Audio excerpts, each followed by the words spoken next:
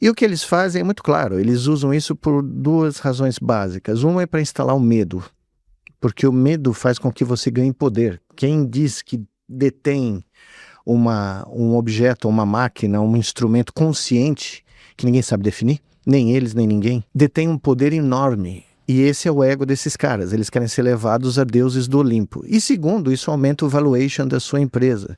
Se você só está pensando no exit strategy, que é fazer o seu IPO no ano que vem, quanto mais lorota você contar, e como o mundo hoje acredita em todos os maiores loroteiros da história, né, o seu valuation aumenta.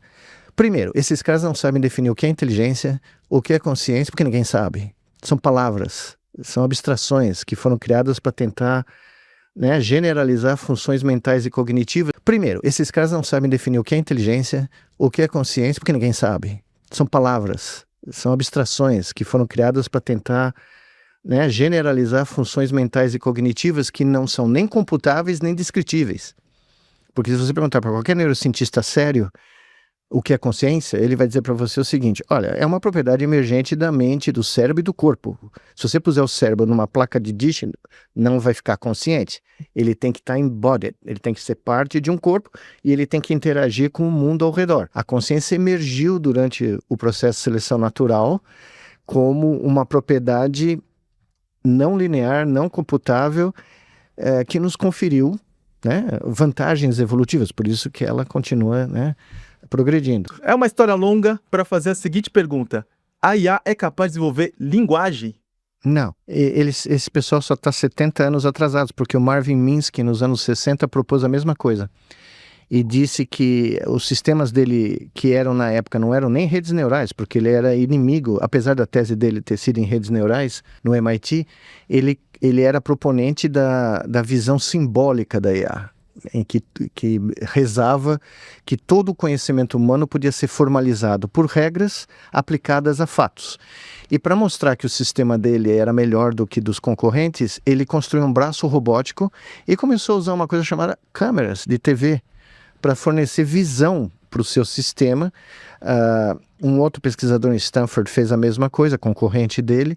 Ou seja, nos anos 60, essa proposição já existia. O pessoal aí da Carnegie Mellon poderia estudar a história da universidade deles, porque o Herbert Simons era de lá, e um pouquinho da história da área, que eles iam ver que o que eles estão propondo já foi proposto, já foi tentado e não deu em nada. Curiosamente, eu descobri para escrever o meu livro novo, é tão irônico que é até surreal, mas desde então se sabe, ou se tem uma demonstração categórica, que consciência, inteligência, intuição, toda a gama de características cognitivas do ser humano não são reduzíveis a um algoritmo, né? Então, tudo isso o que é? É uma grande postura de marketing.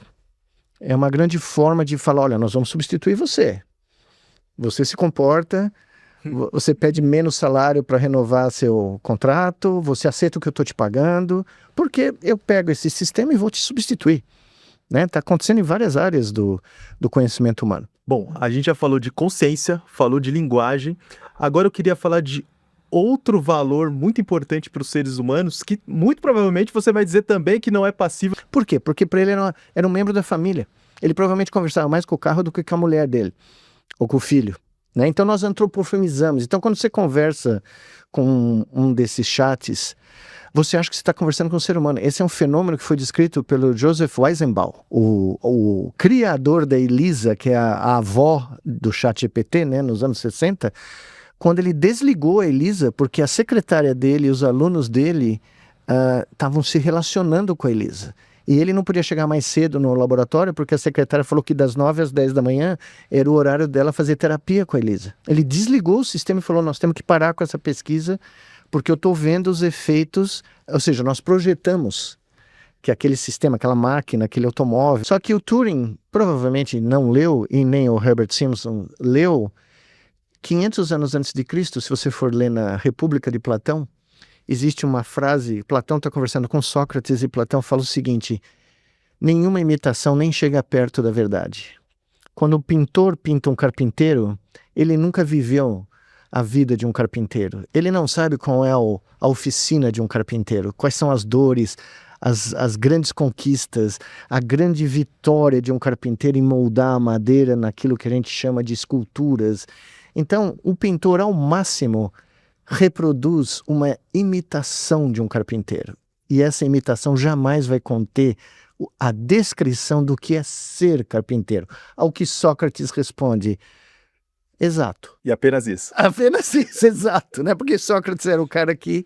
E curiosamente é muito divertido falar isso, porque na mesma interação entre os dois, na República, o Platão pergunta para o Sócrates: o que você acha dos gregos, os alunos gregos estarem aprendendo a escrever?